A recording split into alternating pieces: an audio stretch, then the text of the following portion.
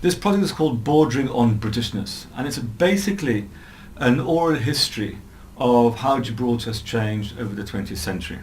It's a project financed by the British government in the form of the Economic and Social Research Council, and we also count on the support of the Gibraltar government and the Garrison Library.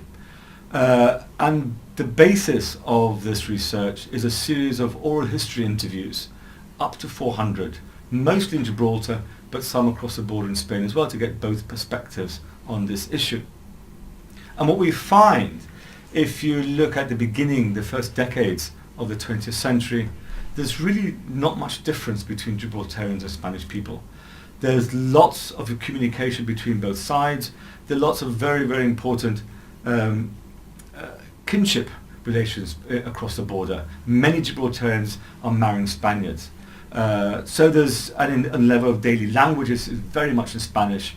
So there's quite a lot of commonality across the border. What happens is when Franco comes to power, there is an abrupt change in border relations. It becomes increasingly difficult to cross the border. And there's a certain sense that there's a mistrust of the Spanish government, which didn't quite exist before. Now, of course, the evacuation of the civilian population during the Second World War also plays a role. But I think that's been much exaggerated, because most people returned to Gibraltar after spending 4 or 5 years in the UK, and they continue to speak Spanish, they continue to go to Spain, and they continue to marry Spanish women, and that was typically the pattern.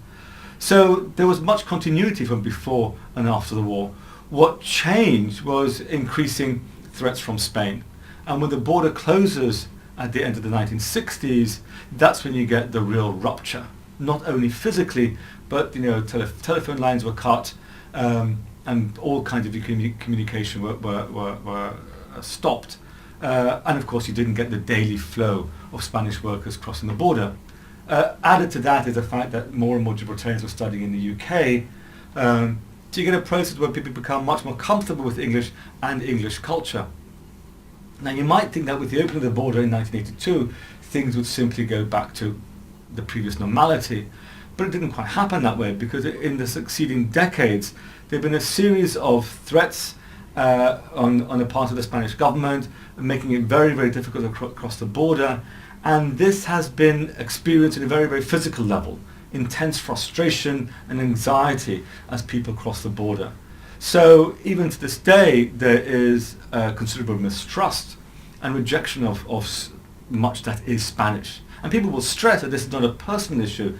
They might have many, many Spanish friends, but very uncomfortable with the idea of the much larger neighbour across the border.